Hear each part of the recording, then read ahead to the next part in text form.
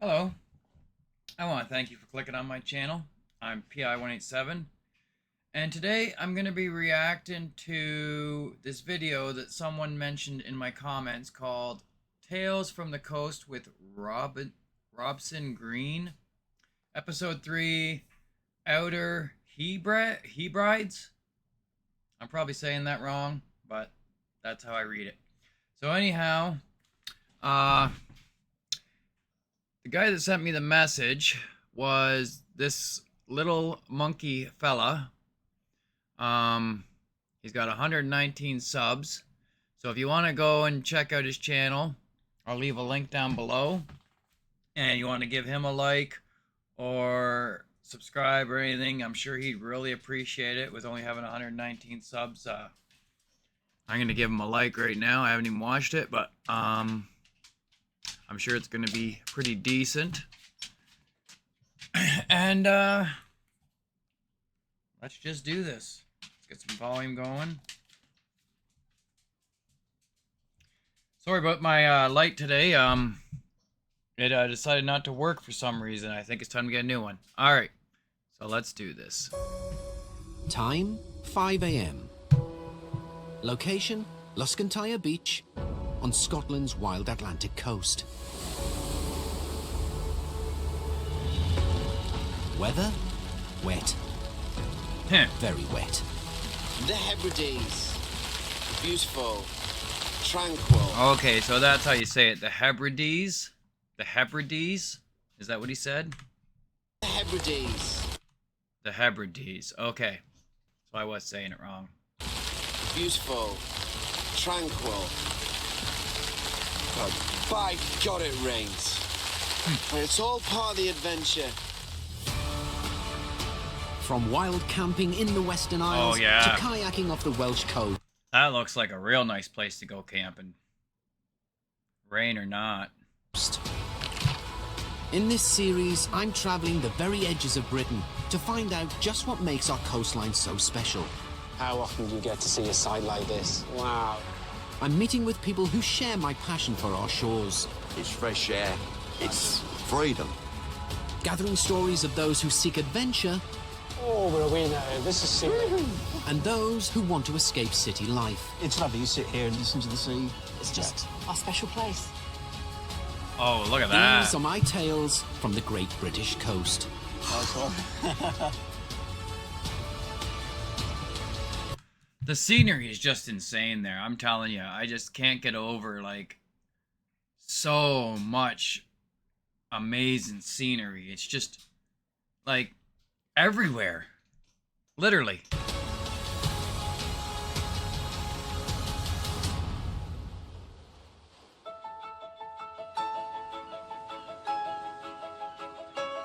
Set off the far northwest corner of Scotland, the Outer Hebrides are a collection of wild and remote islands, united by a distinct character and culture unlike anywhere else in the UK.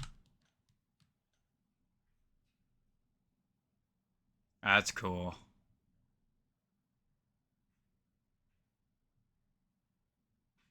I'm sure I've probably seen that in one of my other videos. Different picture of it, but... UK. I'm about to immerse myself in the Hebridean way of life, on a coastline frequently battered and bruised by the wild and unpredictable Atlantic Ocean and its challenging climate. To reach the Outer Hebrides, I'm taking the 3-hour ferry from Ullapool to the port of Stornoway. Over the next 4 days, I'll be making a 150-mile journey along the Hebridean. Oh, by the way, if you happen to be watching this the day I uploaded it, Happy Father's Day. If you're a father. And about 80% of my viewers are male, so there's a good chance. Alright, let's get back into this.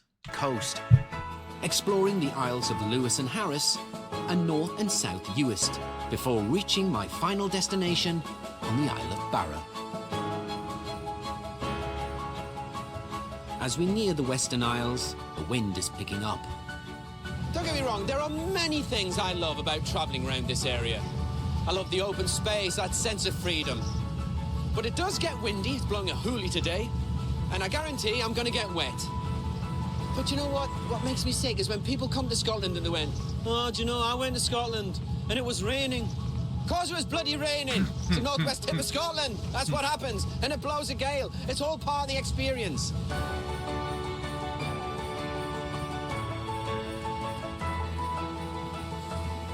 Welcome to the Outer Hebrides.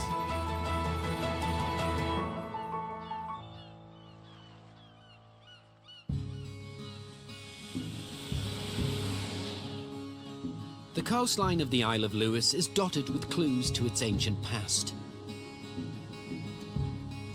And for the first stop on my journey, I'm heading to the island's west coast for a very special trip back into Hebridean history. Over the years, the architecture in the Outer Hebrides has changed dramatically. New building methods and materials has meant the traditional stone houses with their thatched roofs have all but disappeared. But there is one place where you can still experience life as it used to be on these islands. And that is the village of Gearanen. Gearanen? In a tiny Oh, cove of the wow. Atlantic Ocean. Yeah, that's really old. That must be like a heritage village for tourists.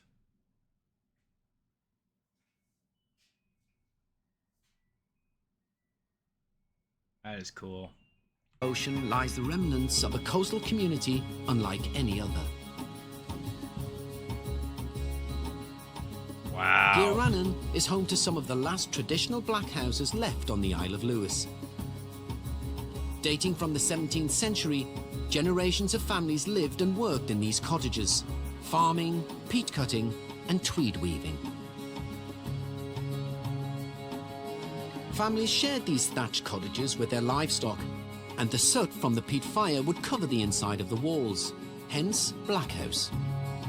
Huh. I These imagine houses so. are the perfect design for the sometimes dramatic weather that would come rolling in from the Atlantic. The thick walls and the thatched roofs would have protected the families from the elements. And I guess once the peat fire was lit, it'd be nice and warm. The last crofters left Gearanen village in 1974 and relocated to more modern housing. Due to their historic value, the black houses have since been restored inside and out. This one So did he say the last time someone lived in there was in 74?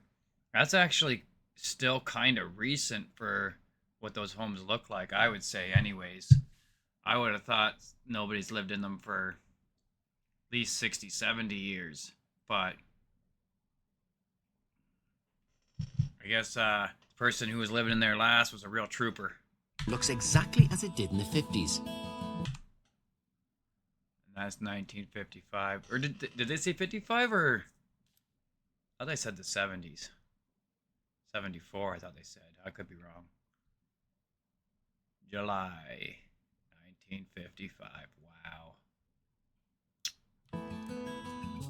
Huh. Go back a second. This one looks exactly as it did in the 50s. I just wanted to stop it for a second. Up in my bathroom, I actually have the bottom half of this and maybe a little bit of the handle. Might have been older than this because I don't think it had a handle that bolted on.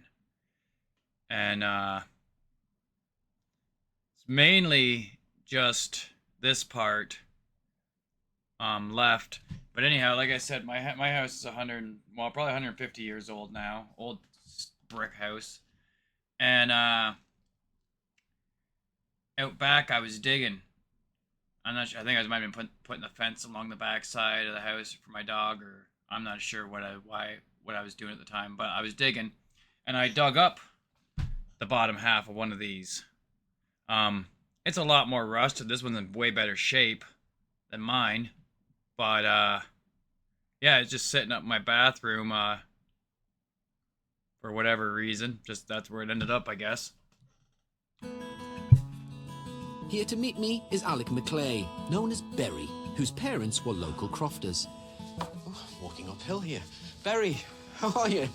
I am fine yourself. I'm well. You're standing on the top of a hill here. Oh, yes. Bit of a slope. It's a nice, cosy place, isn't it? It is. Yeah, I take it this is the bedroom, is it? it sure is. Right. And a beauty. Very comfortable. Why do you think that's comfortable? That's like granite, It Barry. didn't sound very comfortable, did it? Kidding me? Oh, well, The beds had roofs to catch any rain leaking through the ceiling, and the floor slanted to carry any rainwater to the bottom of the house. And how many would be sleeping in here? probably 4 or 6 maybe. Wow. They'd be all chucked in there.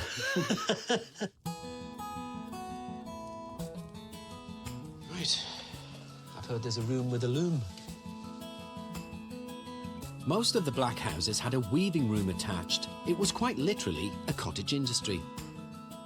And the famous Harris tweed is still made here using traditional methods. Now, at a glance, it's not what you would call state-of-the-art, is it, Berry? How old is this fella? He's 76 years old. What's it powered by? Coal? Steam? Steam on my 2 legs. Oh, it's foot-powered. Very noisy. But you don't hear it after the first 10 years.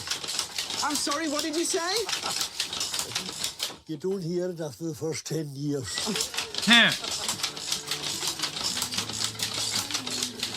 Today, Harris tweed is back in fashion, and in a big way.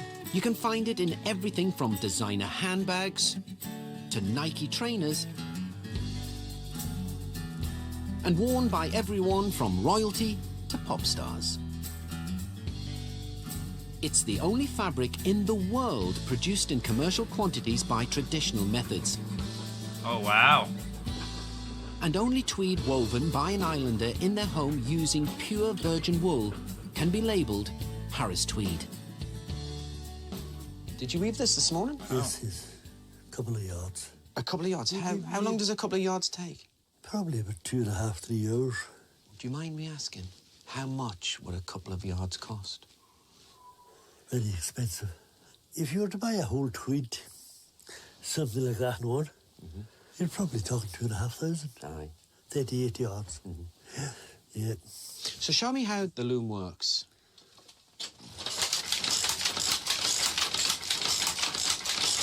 Just got to be a steady rhythm, yeah?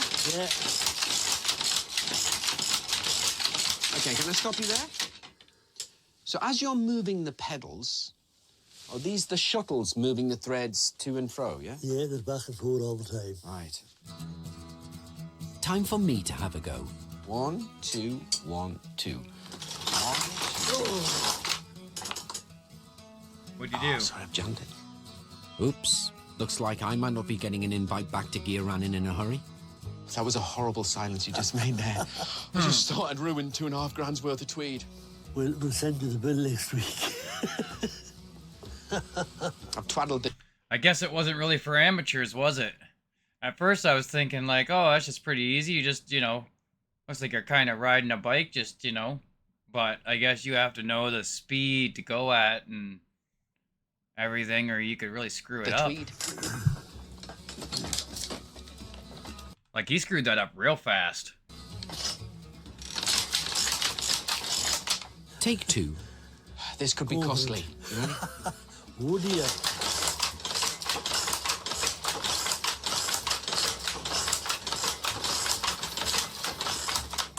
Now then, can I just say, I've woven a good 2 centimetres there.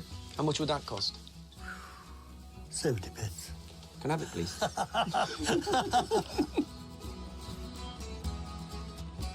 100 years ago, life in this coastal village set against the stormy Atlantic Ocean must have been brutal and at times unbearable. But it was in these very black houses that a Hebridean success story was born.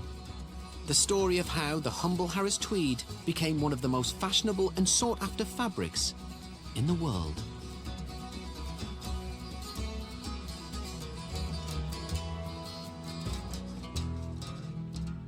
Tales from the coast. Oh, that would have been a commercial. Day 2.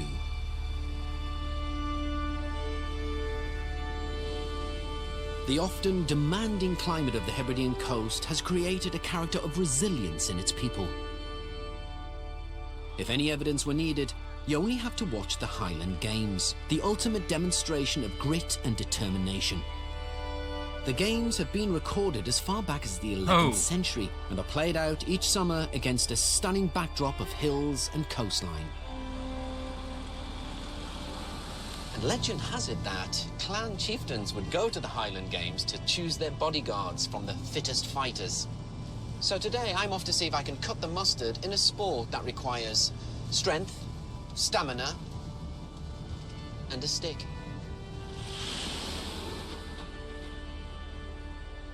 I'm heading to Dalbeg Beach, just outside Carloway.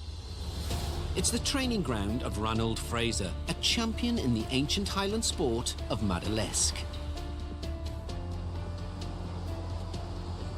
Dear Lord, look at the size of him. He's built like a brick Hebridean smokehouse. If I was a clan chief... Yeah, talking about the size of him, I mentioned before, my grandfather was Scottish. And, I don't think he wasn't born in Scotland. I think his parents, moved here first, and then he was born here. Might have been his grandparents moved here. I'm not 100% sure. But what I do know is he was a big man. Now, he died before I was born. My dad was only, I think, like 12 or 13 when his father died. And, but yeah, I was always told he was a big Scottish guy, like 6'3", just, like, huge. Where me, on the other hand, I'm pretty skinny. I got to be 6 foot, but I also have a Dutch mother, because my dad, actually, he's only about 5, I don't know, he's not around anymore, but he probably wasn't even 5'5", probably like 5'2" or something. My dad was pretty short, which is crazy because, like I said, my grandfather was 6'3", but my grandmother was probably 5 foot. She was tiny, and then, yeah, my mother, being a Dutch woman, she's 6 foot, mixed with my like 5 and some odd feet father, which gave me 6 feet at least, so I'm way taller than my dad. Yeah, like, I've never had any size to me, really. Like, I used to work out in my younger days to try to get big, but I couldn't. But just recently, I've actually, for the first time in my life, gained weight over this winter. I've never weighed in my life. I was always between 140 to 150 pounds, and 150 was heavy for me. 140 was basically the norm for a good 20 years anyway. And but yeah, I'm now up to 165, and now I'm looking to lose weight, which I've never in my life ever even thought about losing weight, because I didn't even think I could gain weight. But yeah, I guess I'm at that age now where your metabolism doesn't really do its job much anymore. You gotta start watching what you're doing. I'll choose him for me bodyguard.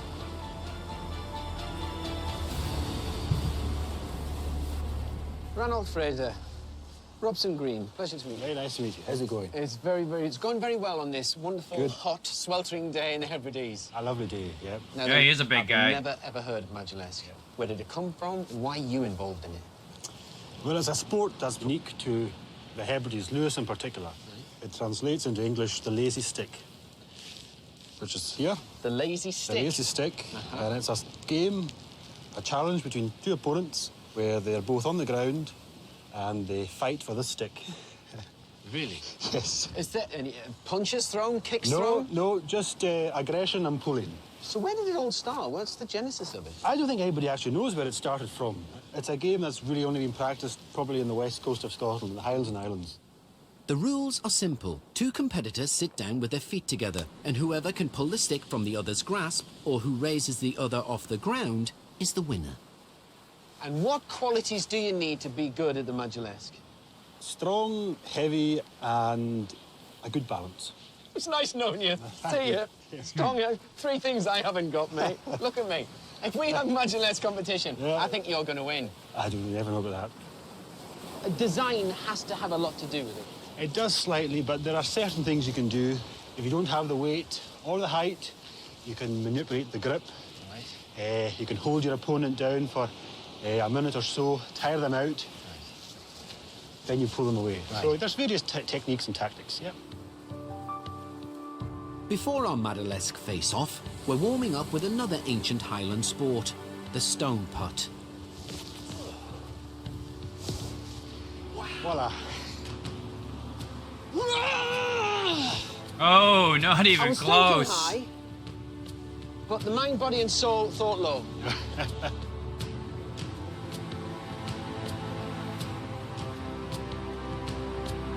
The time has come. My moment to try and summon up that Hebridean grit.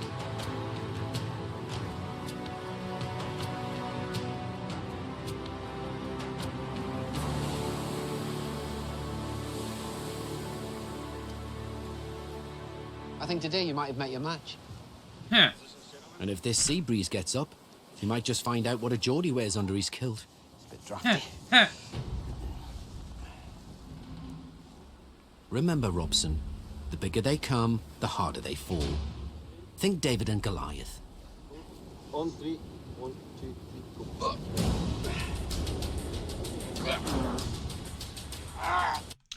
I think he's just playing with him. I think he could have beat him already probably by now. I don't know. I could be wrong, but I wouldn't be shocked. He's just playing with him for a little bit of extra seconds here doing this. Messing with his head. Yeah, there he goes. I'm all right. I'm all right. I'm all right. It's best of three. It's best of three. 1, 2, 3, go.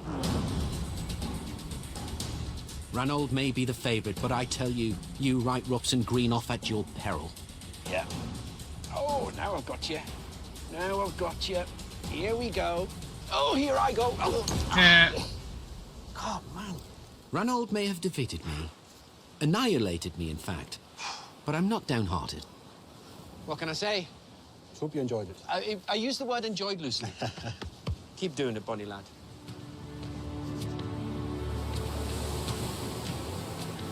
If you live on a remote island surrounded by stormy seas, it's bound to instill a certain toughness in you. In fact, everything on these shores has been influenced by the need to survive in this challenging climate. Like along much of the British coastline in the 18th century, the main industry here was fishing. But it took a very special kind of vessel to cope with the extreme Atlantic weather. That vessel was the score, a traditional boat unique to the Isle of Lewis and Harris.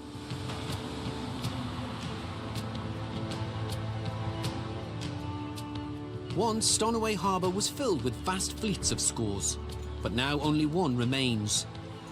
The Jubilee has been painstakingly restored and lovingly cared for by Ian Stephen and his son Sean.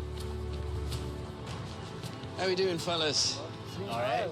I want to find out exactly how this ancient fishing boat copes with one of Britain's most challenging stretches of coast. Just how old is the Jubilee? What would she have been used for? Jubilee was built in 1935, but the design is much older than that. It's a boat that was developed over generations for a tricky set of circumstances. Fishing offshore in an amazing mixture of current. We're right on the edge of the Atlantic here and get big swells, and this boat just lifts with them. So she's wide at the stern and quite fine at the bow. And when the swells come over, she rides over rather than going through. Right. We're sailing out of Stornoway Harbour, heading south along the Lewis coast. The conditions so far today are calm, but the one predictable thing about Hebridean weather is its unpredictability. First job is to hoist the sail. Sean is holding this piece here, which is called a traveller. This stick will get hooked onto that. Right, Robson, I need you here. When you're ready, boys, let's have a bit of cloth. All right, so we just hand over hand this. That's it. Okay. So far, so good. We're just missing one vital ingredient, the wind. Bizarre breeze. Oh, Missing Go one back vital there a second. ingredient, the wind. Bizarre. Oh, I was just taking a look at that castle in the breeze. background there. oh, strange. I think this is a lull and it's changing. Yeah, but I mean, we are shielded here. No, I've seen the flags flying. It's going to pick up. Sean runs an outdoor adventures company, while Dad Ian is an author and a poet. But it's their love of the sea that unites them. So where did your love of sailing come from? Was it in the blood? Was it passed down from yeah, Dad? I can remember being in boats that are not dissimilar to this before I can remember being in a car. Dad's an absolute boat obsessive, so we were always out, multiple times a week, fishing, sailing, yeah. Wow. I have to ask, has there been raised voices on board? I wouldn't say we've had raised voices on board. We've had differences of opinion that have taken time to work out. You ever thought of going into politics? After half an hour, we're barely out of the harbour, but as if from nowhere, the wind suddenly picks up. We've got a wind shift. Let's go sailing, lads. In fact, it's so strong, there's now too much sail out, and we'll need to haul it in to keep the boat upright. Oh yeah, that looks windy now. To the next line? We are, yeah. Oh, bloody hell. All right. Woof. Well done, lads. It was iron flat 20 seconds ago. Oh, we're away now. This is... Funny, I was sitting there wondering what all those little strings were hanging off for, and it just answered its own question. So I guess, yeah, depending on wind, you have to roll it up and roll it down and retie it back up to keep her going good, I guess. Now we're moving. That's incredible. There was nothing.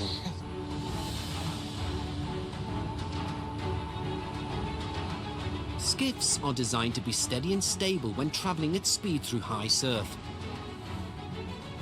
making it an exciting craft to sail. But catch the gusts wrong and you can be flipped over, hence the saying, sailing too close to the wind. Gotta get that sheet in a little bit.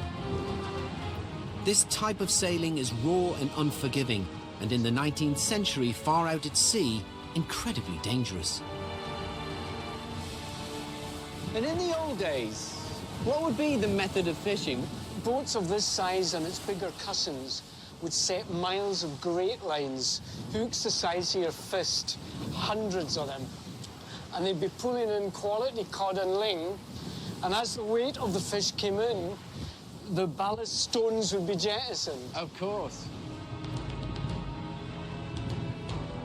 You know, when you're on a vessel like the Jubilee, you really are taking a step back in time. And she serves as a reminder of maybe it's a much simpler era. The score is the beautiful answer to the question of how best to sail and fish along this most unpredictable of coastlines. And for Ian, these boats are a living part of Hebridean history. You've got something that was developed as part of the way of life. It's achieved a form which is a really clever answer to a set of problems. So I think in its own right, it's worth preserving.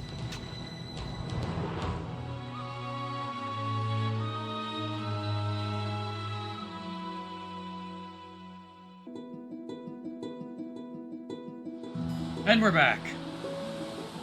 Within Scotland's Western Isles, you can find more than 6,000 sea lochs. With their underwater reefs and sheltered shores, they're the perfect habitat for some incredible marine mammals. From otters and Atlantic grey seals to harbour porpoises. A vital part of this precious ecosystem is a type of seaweed that's designed to thrive in the often stormy Hebridean waters, kelp. To find out more, I've come to Loch Erisort, halfway between Stornoway and Tarbet, to meet diver Lewis Mackenzie. There he is. Morning. Morning to you, Lewis. How you doing? Fine, thank you. On this blistering hot day. Another sunshiny day in the Hebrides. balmy summer's day.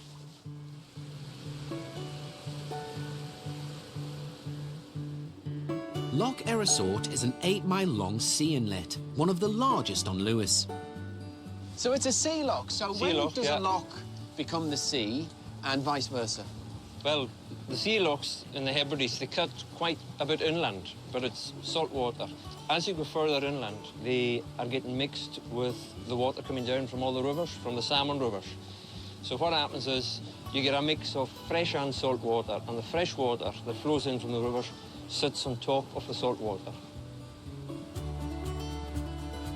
These shores are home to 5 different kinds of sea kelp. Harvesting it was once big business on the Hebrides, and it was used for everything from fertilizer and clothing dye to making soap and glass. The industry declined in the 19th century, but here on the coast of Lewis, it's recently made a comeback in a very different way. I harvest sugar kelp because of a gin that's made in Harris, and the gin is flavoured with the sugar kelp. A gin? What, Gin. the drink? Yeah, Really? to give that salty, sweet aftertaste and make the gin quite unique. Seaweed in gin? I've never heard the likes. Yeah. That's marvellous. The Highlands and Islands of Scotland are famous for their whisky, but now gin is enjoying a revival. It takes only a teaspoon of sea kelp to flavour dozens of bottles of gin. The kelp is extracted by hand from underwater forests before being dried and infused into spirit at Harris's community distillery. What does sugar kelp look like? Because I've got a feeling there are other vegetation down there. It's quite long. It can grow to about 3-4 metres long. It's got an undulating leaf on the outside edge, and the middle bit is dimpled. I know what I'm looking for. Yeah.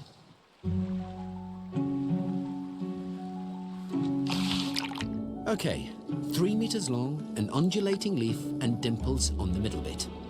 That shouldn't be too tricky.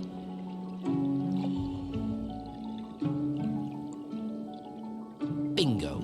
One big bunch of sugar kelp coming up. Is that it? No. No. Oh, no, it's not. It's laminaria. That's laminaria. But I brought that up to show you what laminaria looks like. It's almost, but not quite. I guess it's harder than it looks.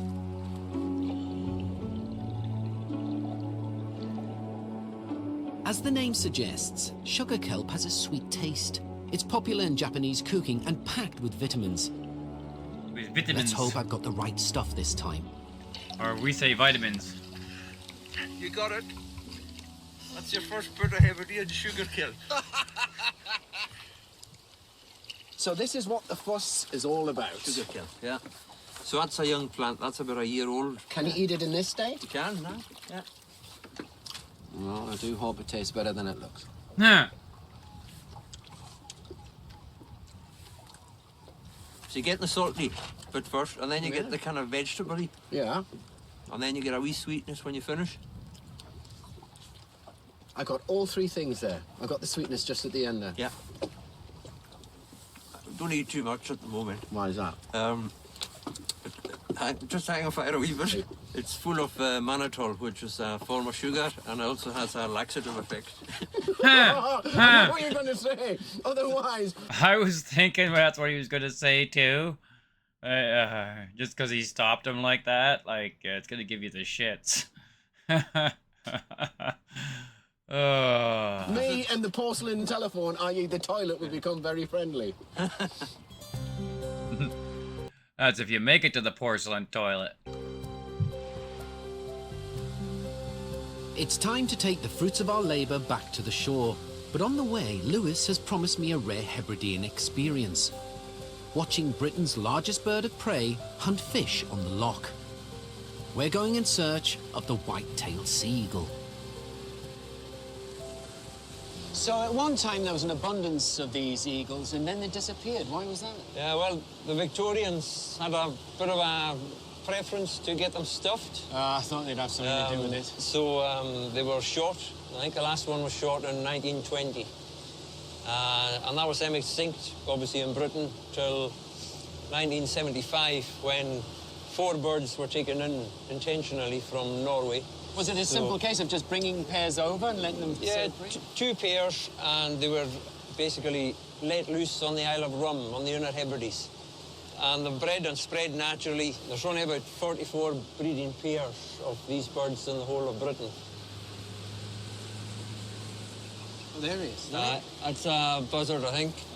The eagles eat them, no bother.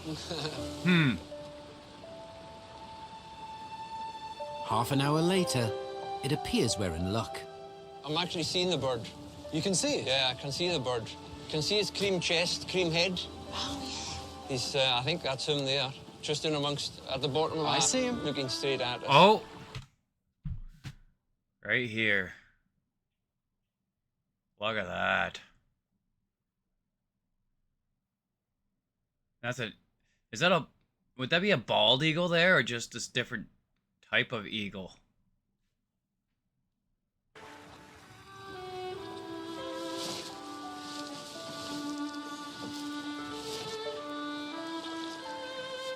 Here he comes.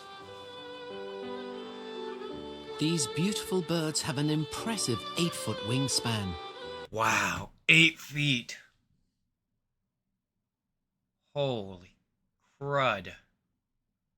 That is a long wingspan. That's a big bird. Wow, look at that. How often do you get to see a sight like this? So watch for the legs going down. Oh, wow. And that looks amazing. That's him, he's got the fish. And the hoodie crow chasing him. Fantastic, eh? Isn't that a beautiful sight? You know, the likelihood of seeing a white-tailed sea eagle wasn't in our favour today. Lewis was quietly confident we'd see one. And then just out of... So it's called a white-tailed sea eagle? That's what it is? It does look a lot like a bald eagle, though. Many bald eagles don't have white tails, though. They just maybe got the white head. I'm not 100% sure. Nowhere he appeared. Silent, graceful, swooped down. I don't know what speed, but it was fast. And just in one beautiful ballet-like movement, and deadly at the same time, just picked the fish out of the water and just took off. Amazing.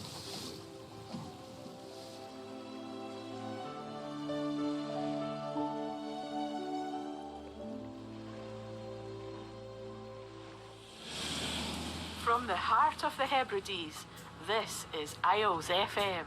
When I wake up, well, I know I'm gonna be the man who wakes up next to you. It's been definitely a getting memorable day copyrighted on the for that island, song. Lewis. And to cap it off, I'm travelling from Loch Erisort to Luscontyre in search of a beach that many claim is the finest on the British coast. I'm gonna be the man who gets drunk next to you. And if I hear... Not that I'm really worried about getting copyrighted because of that song, because all the other music that's played before this is probably copyrighted too, so... It is what it is. Well, I know I'm gonna be the man who's heavering to you. Well, I would walk 500 miles and I would walk 500 more. just to be the man who walked 1,000 miles to fall down at your door. Oh, look at that. Beautiful. There are many things I like about travelling around Scotland. And one of them is this light. It's like nowhere else in Britain.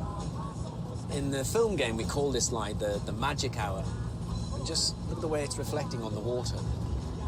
This would be a cinematographer's dream.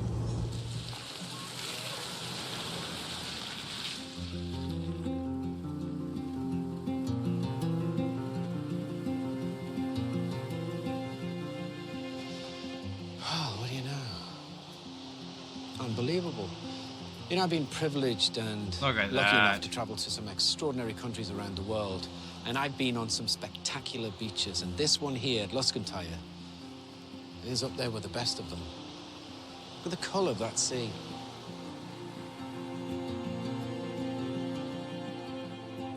Here I am, surrounded by the most idyllic and extraordinary, dramatic landscape.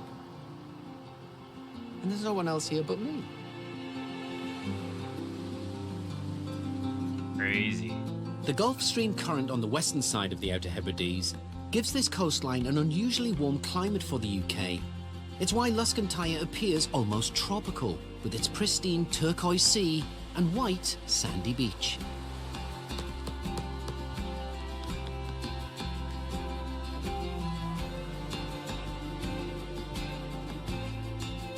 It may be mild, but you know what they say. In the Hebrides, there's two kinds of weather.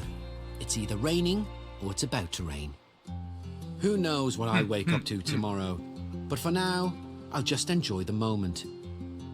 The British coast really doesn't get much better than this. Yeah, that looks like an amazing place to go camping.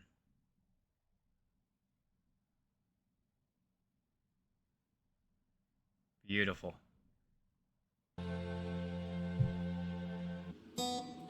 And now we're back from our commercial again. Day 3 on the Outer Hebrides. On a fine day, this white shell beach could be mistaken for the Caribbean. But this morning, the weather is unmistakably Scottish. You want to know how well I slept through the night? Take a wild guess. The Hebrides. Beautiful. Tranquil. But by God, it rains. Think that'd help you sleep. Listen to that. Sludge of a... Cheers. Oh, that's better. That's a lot better. Today, I'm catching a ferry from the Isle of Harris to North Uist, and I've decided to switch to a new mode of transport. Uist.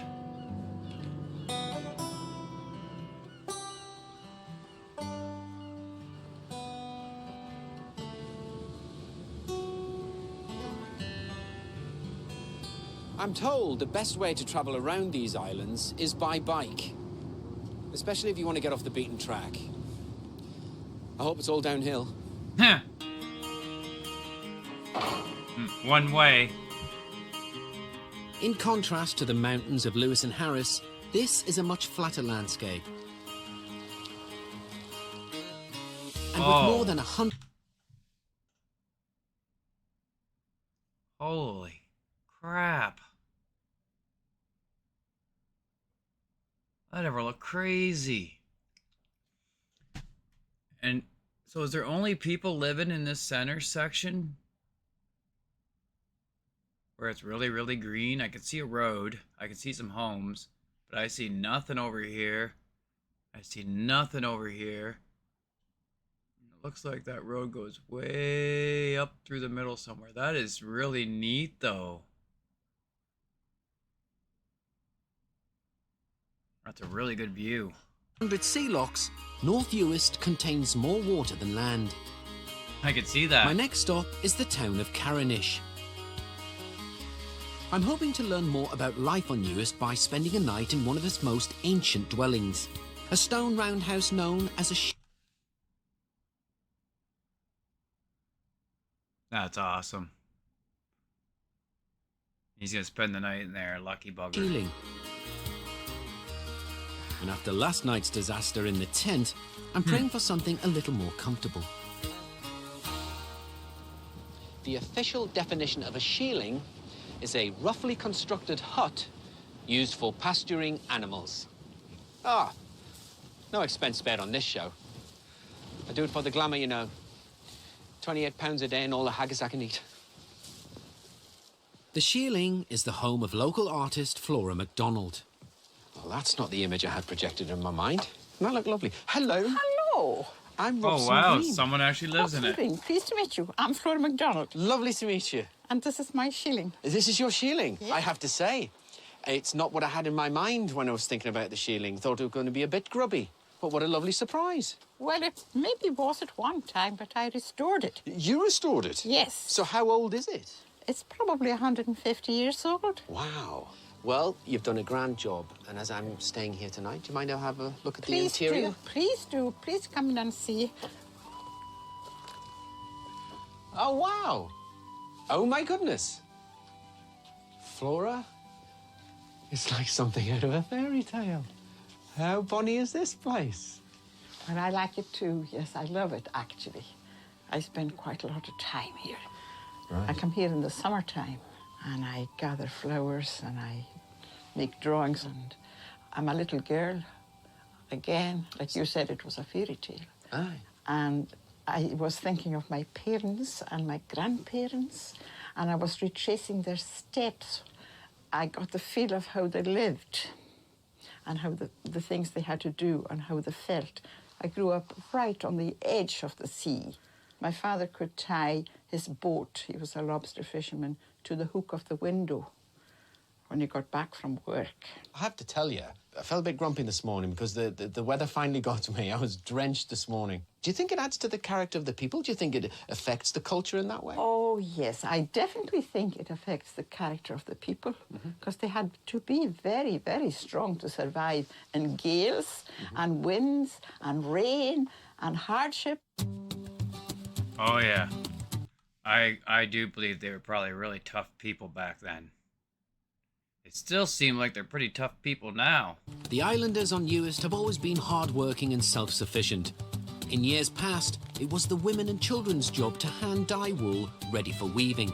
It's another tradition Flora's keeping alive, making her quite literally a dyed-in-the-wool Hebridean. Flora, I can't help noticing all these lovely things you've got over here. What have we got here? These are all materials for making natural dyes. Ah, right. Is that a thing of yours? Oh, it's a very passionate hobby of. And I think, I could be right, could be wrong about this, but the Scottish people, obviously, as far as I know, have always been very good workers.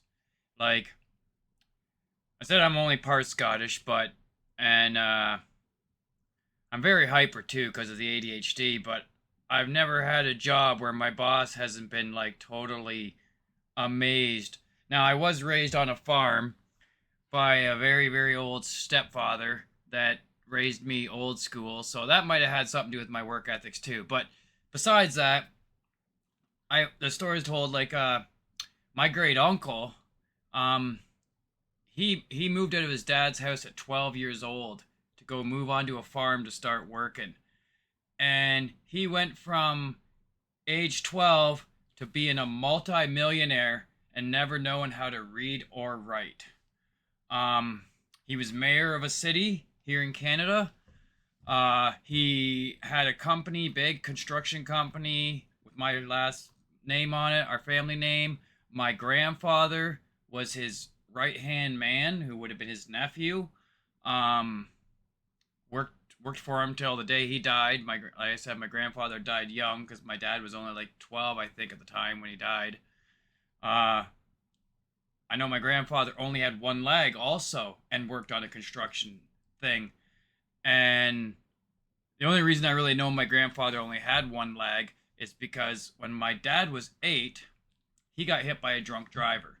And they had him in a wheelchair. They said he'd never walk again and he was going to be in a wheelchair for the rest of his life. And my grandfather said, I do all this with one leg and you got 2 legs, you're going to walk. And I guess he took my dad, this is the story my dad told me, was he took my dad's knee over the arm of the couch because it was all fused and he couldn't move anymore, and my grandfather broke it.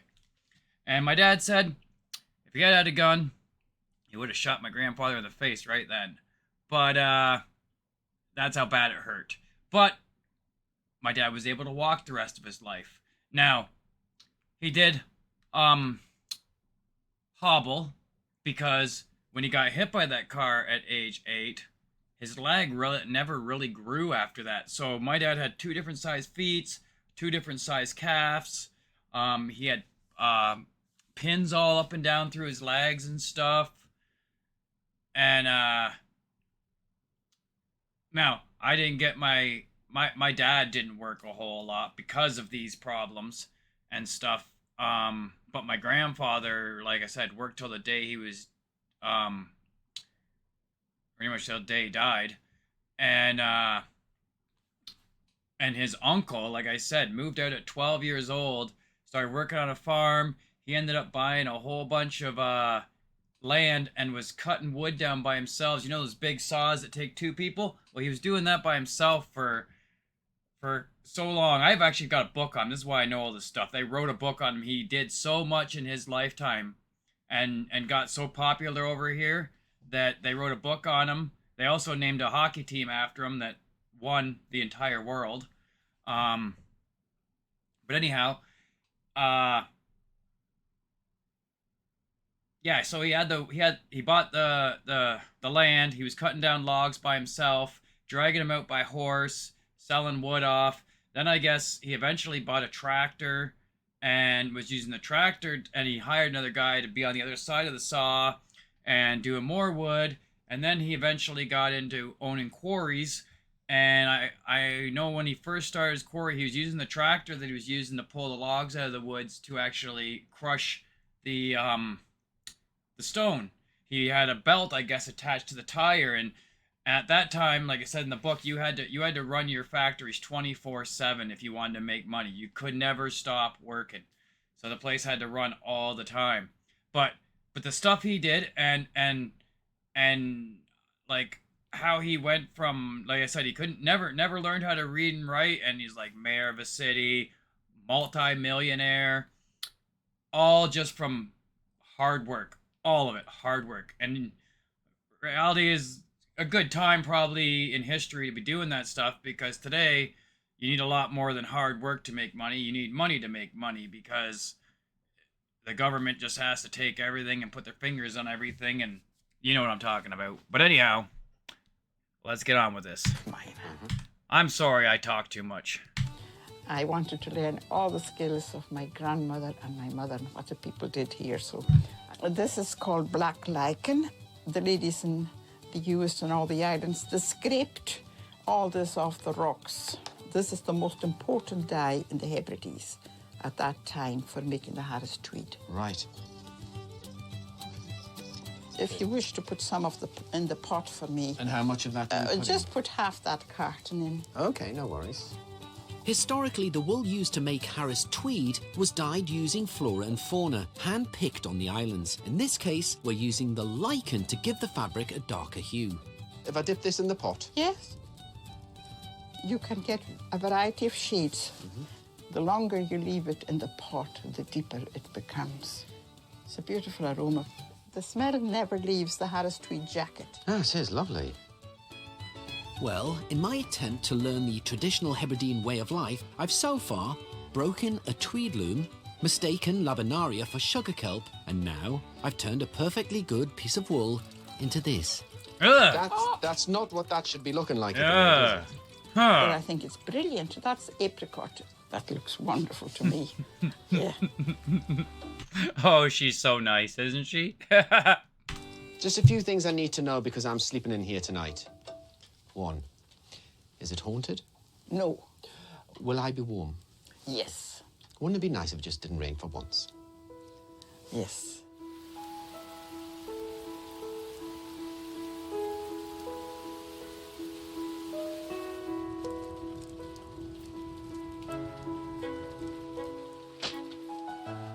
I know I'll sleep well tonight. The Hebridean weather can throw what it likes at me tonight. This building will withstand anything. I'm going to sleep for a very long time. Night-night.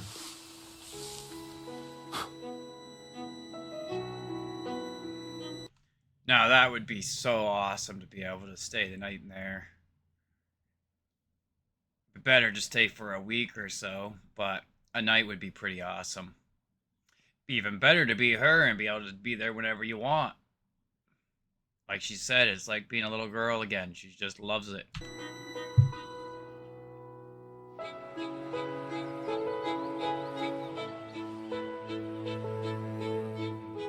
That is the best night's sleep I have had in a very, very long time. I could get used to living in a shieling.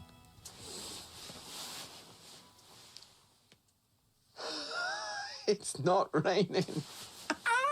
Oh, happy day. 8 a.m. It's my last day on the Outer Hebrides. They're really out there by themselves too, aren't they? There, you don't see nothing in the distance that looks like any other dwelling of any sort. Wow.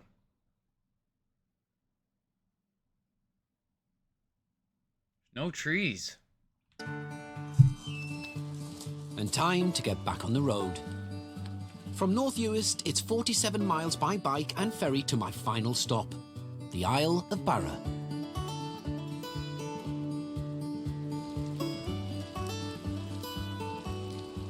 On a day like today, you really appreciate the beauty of this land.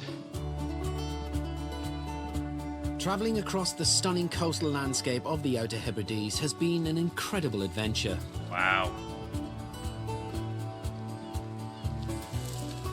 It's not been plain sailing, mind. In fact, it's been exhausting. But this is the British shoreline at its wildest and most untamed. I'll definitely be coming back.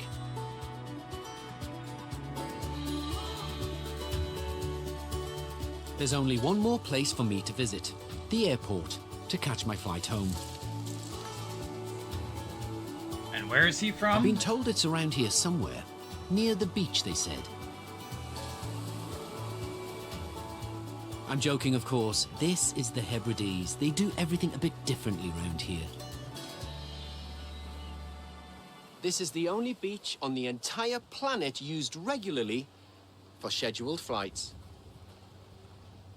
Believe it or not, people come from all over the world to take off and land on this unique runway.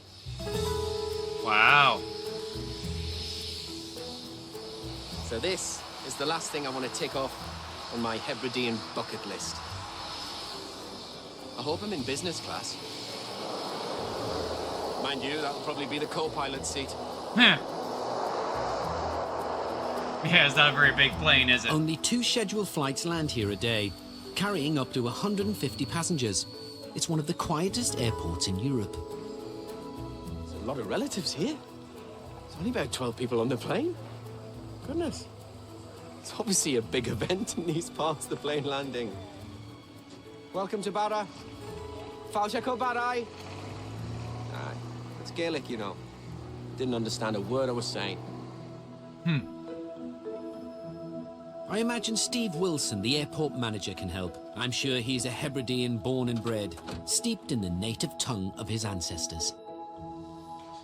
Hello, sir. Robson. Steve Wilson. Welcome to sunny Barra Airport. Barbados International, as it's otherwise known. I have to say, that's not a Barra accent. Where are you from, Steve? Originally from Croydon, South London. Croydon. So what brought you to Barra?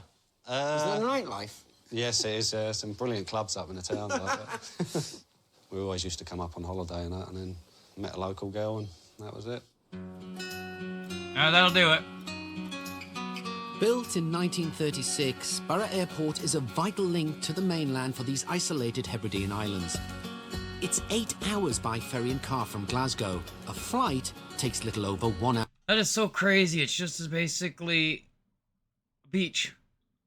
An airport right beside a giant sand beach, and you just land on the beach. That is nuts. No runway. Beware of sandblast during aircraft movements. But managing a beach runway does pose some Nobody wants to get sandblasted, do they? Problems. All I can see here, Steve, is a rather large beach. So where's the runway? Good question, well presented. The runways are dictated by the markers. So there's a marker there, that's runway 33, 29, and you've got 25 out there. How do you know which one to use? Well, the wind direction on the anemometer. You've also got the windsocks for a visual reference, which will dictate, because they always land into the wind. 50 knots is the maximum wind speed for the twin otter to come in, which you regularly hit in the winter. And so you do get cancellations because of the wind strength. Yeah. It's just a part of island life. I was just thinking, what are the main challenges of running an airport like this? You know, obviously it's not secure, so you've always got people that just think it's a beach and just walk out when the aircraft's coming, so you've got to be on your guard all the time for that. And is it true people travel from all over the planet just to come here, just to land on the beach? Yep, yeah. It's probably one of the most photographed runways in the world, I'd say. And we've probably got the most photographed baggage reclaim in the world as well, because of the bus shelter.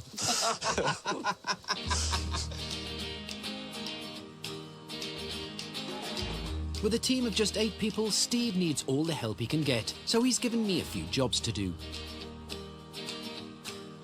First, I'm helping Joe Gillies get the 15:05 flight to Glasgow airborne. It'll give you a signal like that. Usually the first, that's number 2 engine. And you go, give them the same signal back and go like that. And then it'll give you the signal for number 1 engine, and it's just Isn't that the Macarena? So, say it again. He's going to give me the signal for number 2 engine, and you want me to go like that? You go like that. Uh-huh. For him to start it, and then he'll go number 1 engine, and I'll go number 1 and do that. That's it. Okay. Will you stand next to me in case I get it wrong? Put the headset on. That's it, number 2 engine. Why do they start number 2 engine first? Hey, what do I know?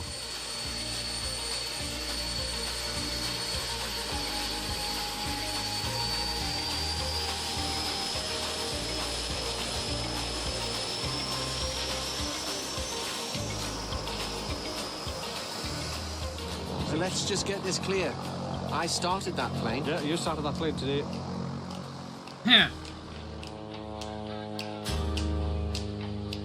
Next job, baggage handling. This is another of many firsts for me. Never been allowed to pack a plane. That's another one off your bucket list. That is another one on my bucket list. So, am I right in thinking this runway, it's tidal, obviously. You have to, you know, go by the tide times. It's the cleanest runway in the world. It gets washed twice a day. And am I right in thinking you've got 3 runways here? Yes. It gets washed That means twice a you've got day. more runways than Heathrow. Yes. That's incredible.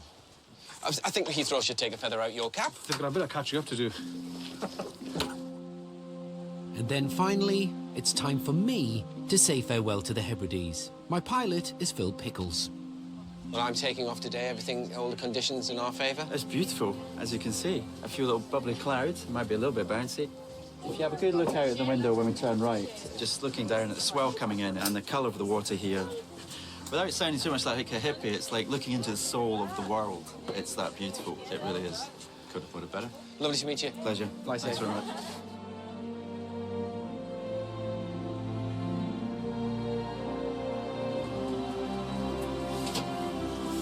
It's not every day you take off from a runway that's also a beach.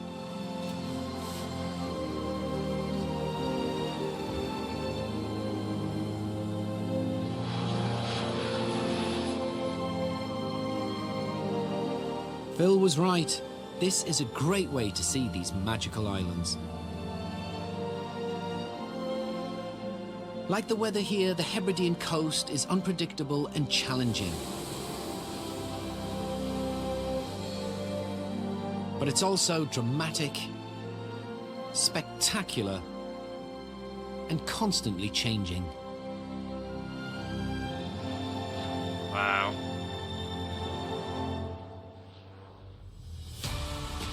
Next time, from the far northwest of Britain.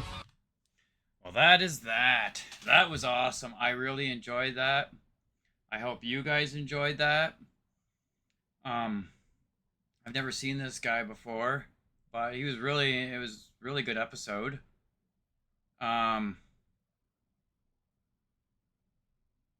Robson Green. I have no clue who that is, but that's who that was. And yeah, that looks like a really, well, they all the islands look like a really nice place to go check out. I really like the dark houses and that little house with the old lady in it there that he spent the night in. That would be real fun for a while. Let's see, who do we got here? Who was this made by again? This was done from Little Monkey Fella.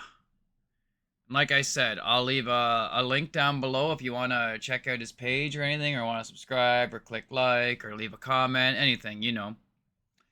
But yeah, that was pretty cool. 2017. So hopefully it hasn't changed too much since then. Yeah. Just one last time, I'll say it. Happy Father's Day to any fathers out there, because that would be today. And I hope to see you on another one of my videos. And have yourselves a great day. See you next time. Bye for now.